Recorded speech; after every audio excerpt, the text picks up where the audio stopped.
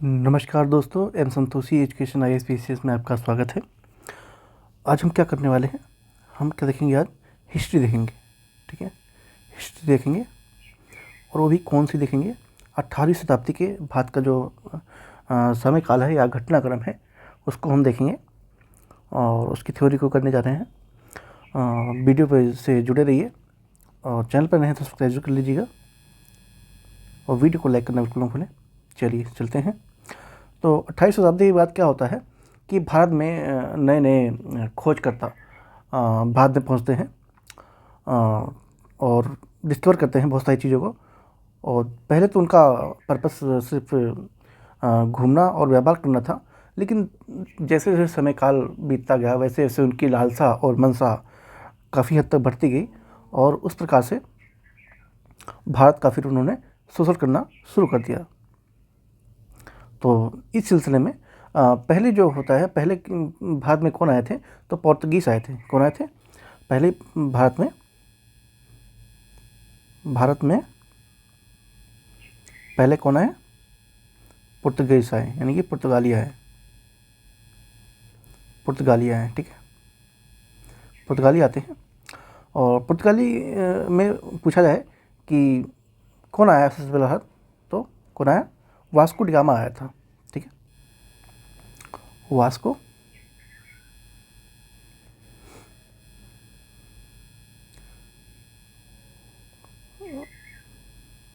The gamma आया था। ठीक है, वास्को डी गामा कहते हैं। ठीक है, वास्को डी गामा आया था। और ये क्या हुआ है, इसकी कहानी है कि पीछे क्या है। तो 28वीं शताब्दी में क्या हुआ कि सबने नए नए जगह पे जाना शुरू किया और इस सिलसिले में पुर्तगाली नाविक जो वास्को डी गामा था, ये 1498 में भारत पहुंचता है। और इसके पीछे भी पहुंचने की काफ़ी रोचक कहानी है। ये वहाँ से चलता है और इसे रास्ता पता नहीं था। ठीक है, तो ये वहाँ से चलता है और सब लोग खोज के निकले थे और किसी को भी रास्ता लगभग नहीं पता था। तो ये कहाँ पहुँचा, पहले ये अफ़गानिस्तान में पहुँचा। ठीक है, अफ़गानिस्तान का जो इलाका है, माफ़ कीजिए अफ्रीका का, ठीक है, जो अफ्रीका का इलाका है वहाँ पहुँचता है।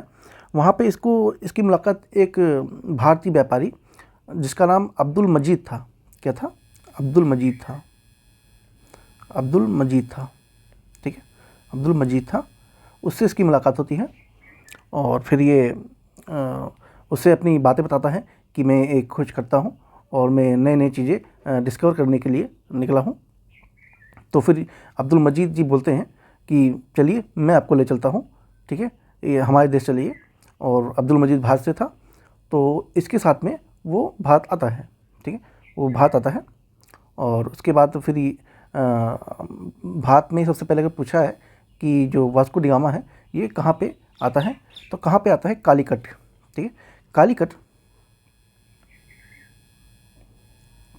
कहाँ पे है, आज के केरला में है। ठीक है, कालीकट केरला में है।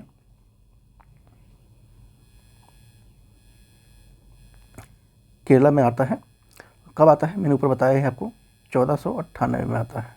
ठीक है, 1498 में आता है।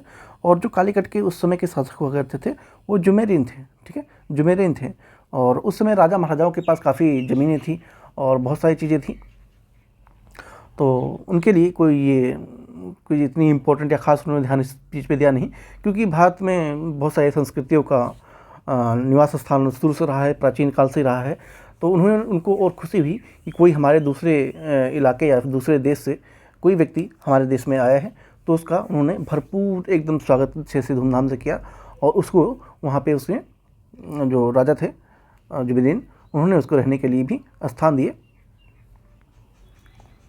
और फिर वो यहाँ पे आया और फिर उसने जब यहाँ पे आके देखा कि भारत एक इतना समृद्धशाली और विशाल देश है और साथ में यहाँ की जो व्यवस्था है वो काफ़ी उन्नत थी और स्पेशली यहाँ के जो उसने मसाले देखे और मसाले उसको भागे।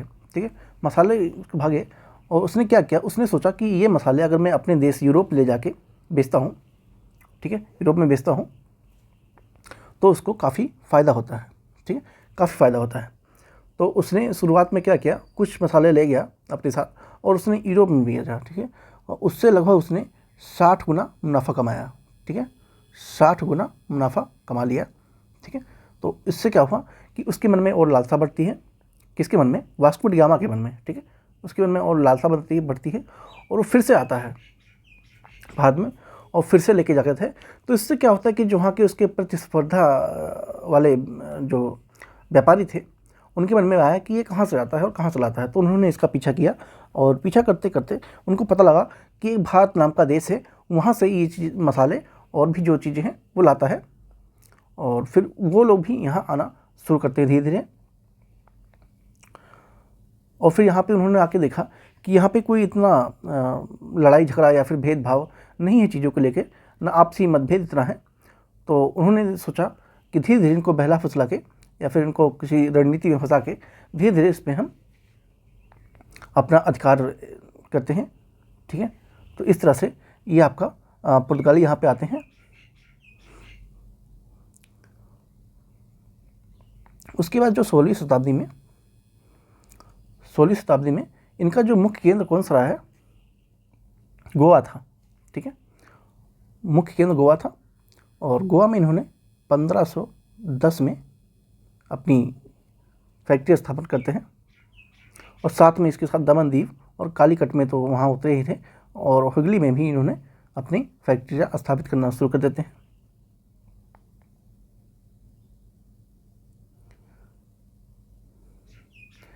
उसके बाद जब नए नए लोग और भी आते हैं यहाँ पे तो क्या होता है, इनका धीरे धीरे अपना जो एक पक्ष होता है जैसे कि अपना क्या बोलते हैं, इनका कंपटीशन जब बढ़ता है तो उसके बाद में ये कमज़ोर होने लगते हैं, ठीक है। उसके बाद ये लोग कमज़ोर होने लगते हैं और उसके बाद कौन आता है, डच आता है, डच लोग आते हैं, ठीक है, डच आते हैं। पहले पे कौन आया था, पुर्तगाली से आए थे, ठीक है, और दूसरे पे कौन आया था, डच आए थे। और रही बात अगर डच कब आते हैं तो ये आपका 1602 में आते हैं, ठीक है। डच का पूरा नाम क्या है, डच ईस्ट इंडिया कंपनी, ठीक है। और जो डच लोगों ने क्या किया था, इन्होंने अपनी जो पूरी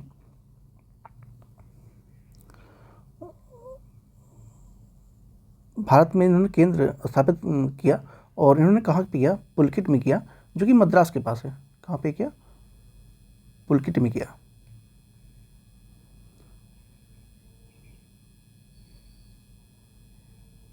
पुलकित में किया, जो कि मद्रास में है। कहाँ पे है, मद्रास के पास में है। और साथ में नागपट्टनम और कोची में भी अपनी फैक्ट्रियाँ स्थापित की। इन्होंने क्या किया, इन्होंने मसालों के साथ साथ, ठीक है, मसाले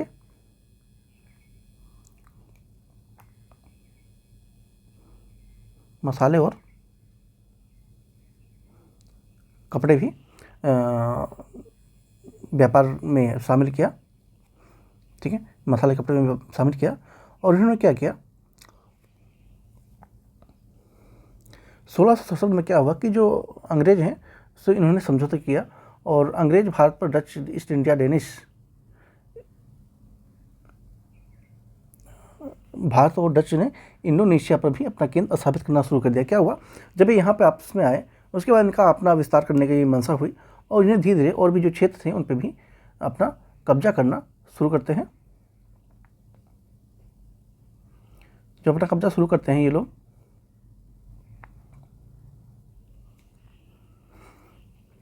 और अपना व्यापार बढ़ाने की मंशा में ये लोग आपस में भी कई बार लड़ने झगड़ने लगते हैं, जिससे कि प्रतिस्पर्धा का दौर शुरू हो जाता है और ये लोग आपस में ही एक दूसरे को निपटाने की उसमें फिराक में रहते हैं। उसके बाद क्या होता है, फिर डेनिस आते हैं, ठीक है। डेनिस हैं, ये मैं आपको शॉर्ट में बता रहा हूँ, ठीक है, शॉर्ट में बता रहा हूँ। और क्योंकि एग्ज़ाम अभी पास में है, बीपीएससी का एग्ज़ाम भी लगा हुआ है, आपका 13 तारीख को है अगले महीने में, तो इस वजह से मैं पूरी डिटेल में पढ़ना भी अच्छा बेटर नहीं होगा। मैं कोशिश ये कर रहा हूँ कि आप लोगों को ऐसा दूँ जो एग्ज़ाम के पर्सपेक्टिव से काफ़ी महत्वपूर्ण हो और इससे ज़्यादा क्वेश्चन आने की संभावनाएं बनती हैं, ठीक है। डच और पुर्तगीज़ में जो इम्पोर्टेंट फैक्ट थे वो मैंने आपको बता दिया है। और उसके बाद कौन आता है, डेनिश आते हैं, ठीक है। डेनिश आते हैं तो भारत में केंद्र उन्होंने स्थापित करते हैं, कहाँ पे करते हैं, तमिलनाडु में करते हैं, ट्रैंकबार में, ठीक है, ट्रैंकबार में करते हैं, ट्रैंकबार में तमिलनाडु में करते हैं, ट्रैंकबार कहाँ है, तमिलनाडु में है, ठीक है। और उसके साथ जो एक जगह और करते हैं, कहाँ करते हैं, सरमपुर में करते हैं। सरमपुर कहाँ पे है, तो ये बंगाल में है, ठीक है। दो जगह ध्यान रखेंगे, इंपॉर्टेंट है। और ये मुख्य रूप से क्या था कि कपड़े और मशीनरी गतिविधियों पे अपना जोर देते थे, यानी कि ये मशीनें भी का भी उपयोग करते थे और कपड़े पे ध्यान थे। और इनका धीरे धीरे साथ में कमज़ोर होते गए और 1885 में इन्होंने अपनी बस्तियाँ अंग्रेज़ों को बेचना शुरू कर दी, ठीक है। उसके बाद कौन आता है, फ्रांसीसी आते हैं, फ्रांसीसी आते हैं। फ्रांसीसी कब आते हैं, 1664 में आते हैं, ठीक है, 1664 में आते हैं। फ्रेंच ईस्ट इंडिया कंपनी की स्थापना होती है 1664 में। और ये अपना केंद्र कहाँ बनाते हैं, तो ये पंडिचेरी, चंदन नगर, माहे और करकरोल यनम में बनाते हैं। इनके ही टाइम में कर्नाटक युद्ध होता है, इनके ही उसमें कर्नाटक युद्ध होता है। तो प्रथम कर्नाटक युद्ध कब हुआ था, फर्स्ट कर्नाटक युद्ध ये 1746 से लेके आपका ये 1763 में हुआ था, ठीक है। और अंग्रेज और फ्रांसीसी के बीच ये दक्षिण भारत में सत्ता संघर्ष हुआ, ठीक है। क्या हुआ, साउथ इंडिया में सत्ता के लिए इस संघर्ष होता है।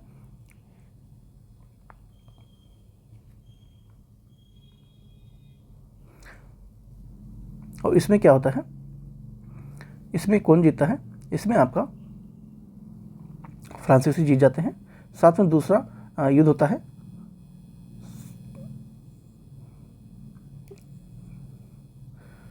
माफ़ कीजिएगा, ये 1763 की बजाय ये 48 है, ठीक है, 1748 ये फर्स्ट युद्ध होता है, ये इसमें फ्रांसीसी जीत जाते हैं। उसके बाद दूसरा होता है, तो दूसरा कब होता है, ये होता है 1749 से लेकर ये 1754 तक होता है, ठीक है, 1754 तक होता है।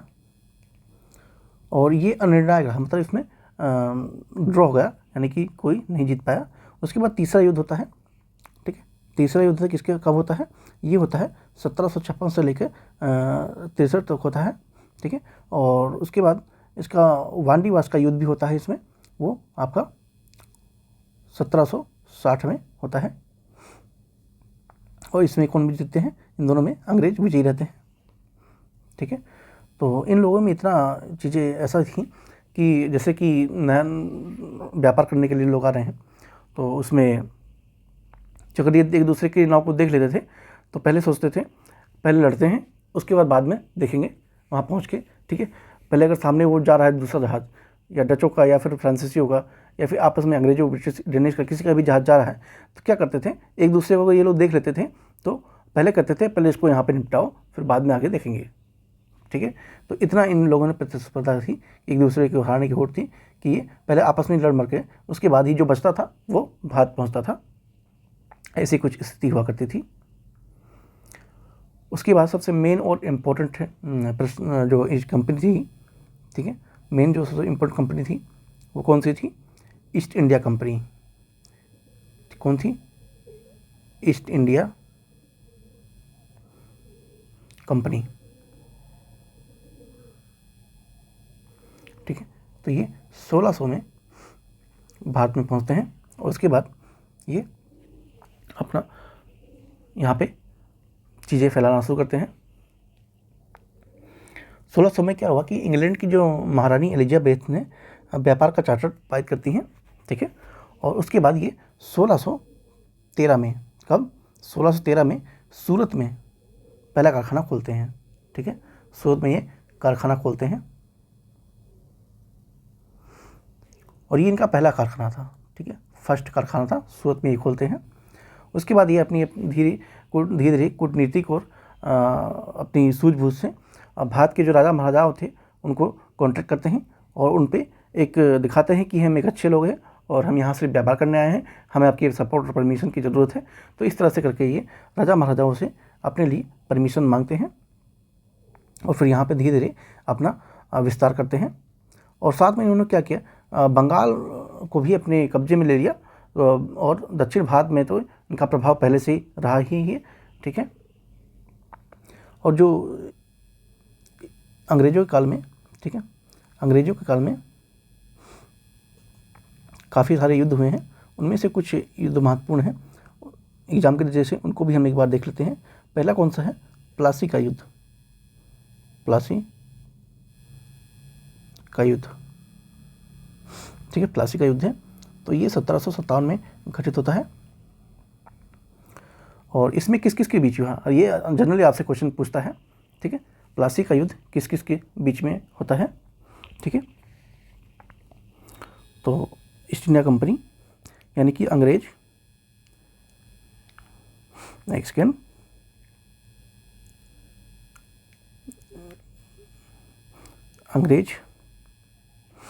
अंग्रेजों विशेष किसके द्वारा बीच होता है, बंगाल के नवाब के द्वारा होता है, ठीक है, बंगाल के नवाब,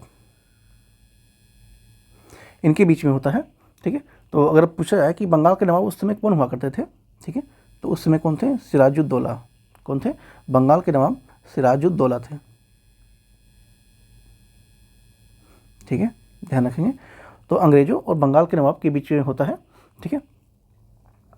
और रही बात इनके कारण की, तो उस समय ऐसा क्या कारण हुआ जिससे इसे टकराव हुआ, क्योंकि जो अंग्रेज़ थे वो किला बनाना चाहते थे और इस तरह से वो जो वहाँ के जो नवाब थे वो उनको बनाने से मना कर रहे थे। तो इसी वजह से आपसी मतभेद काफ़ी बढ़ता गया और इस प्रकार से वहाँ पे क्या हुआ कि दोनों लोग की काफ़ी लड़ाई हुई और इस लड़ाई में बंगाल के नवाब को होते हैं पराजित हो जाते हैं, ठीक है। यानी कि यहाँ पे ईस्ट इंडिया कंपनी की जीत होती है, ठीक है, अंग्रेजों की यहाँ पे जीत हो जाती है। और इस वजह से क्या होता है कि जो अंग्रेज हैं उनकी पकड़ जो है बंगाल पर और हो जाती है, बंगाल पर एक तरह से पकड़ या अधिकार कह लीजिए उनका बढ़ जाता है। उसके बाद दूसरा युद्ध सबसे इम्पोर्टेंट कौन सा है ईस्ट इंडिया के कंपनी के काल में, तो वो है बक्सर का युद्ध,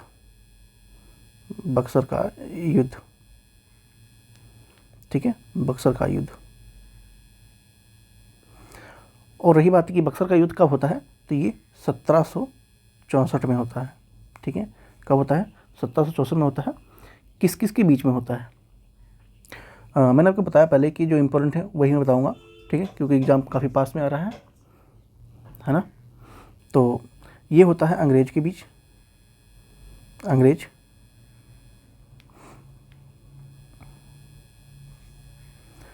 अंग्रेज और किसके बीच होता है, मीर कासिम, ठीक है, मीर कासिम सिजाउद्दौला अवध के नवाब हुआ करते थे और शाह आलम द्वितीय मुगल के, मतलब ये तीन लोग मिलकर अंग्रेज से लड़ते हैं। कौन कौन लड़ता है, मीर कासिम, ठीक है, मीर कासिम कहाँ से हैं, मीर कासिम बंगाल से हैं, ठीक है। उसके बाद सुजाउद्दौला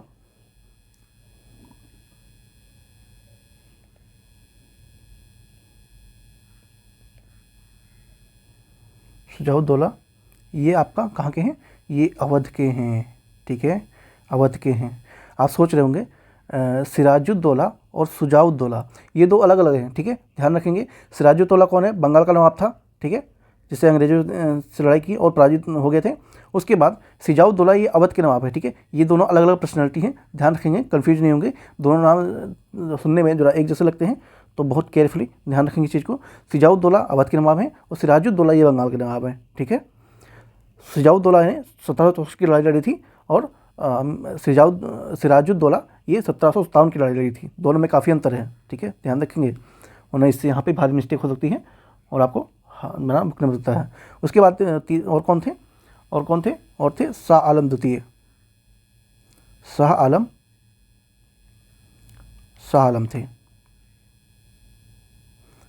थे। ये कहाँ थे, ये मुगल सल्तनत से थे, ठीक है, मुगल वंश से थे, मुग़ल थे ये, ठीक है।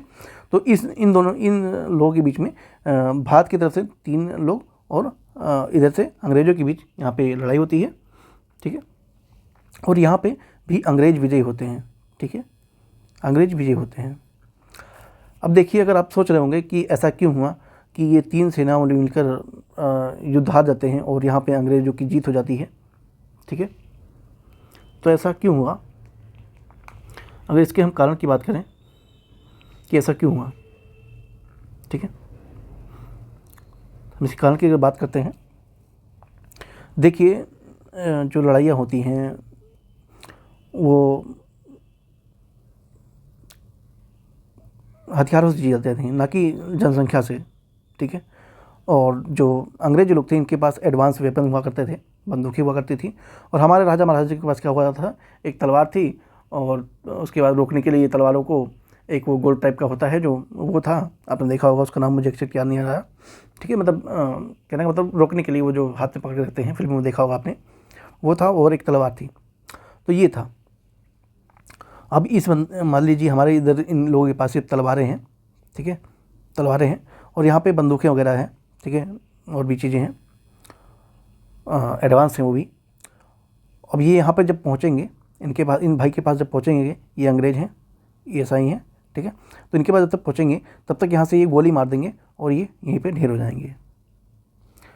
तो ये भी कारण, ये काफ़ी महत्वपूर्ण कारण है, क्योंकि जो एडवांस वेपन ना होना, और ये सुरसेन के जो हमारे राजा महाराजा हैं इनके साथ काफ़ी चीज़ों में हारों का सामना करना पड़ा है।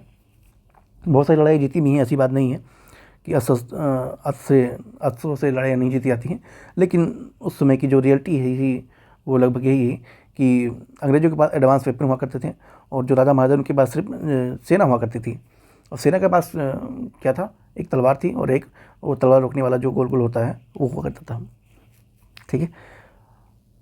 तो इस वजह से ये 3 लोगों की सेनाओं ने मिलकर भी अंग्रेज़ों से हार का सामना करना पड़ा। तो इसमें भी अंग्रेज विजय रहते हैं। उसके बाद क्या होता है, 1764 में यहाँ पे युद्ध होता है, ठीक है, 1764 में युद्ध हो गया। अब आते हैं 1765 में, ठीक है, 1765 में इसमें क्या हुआ कि इलाहाबाद की संधि होती है, ठीक है, इलाहाबाद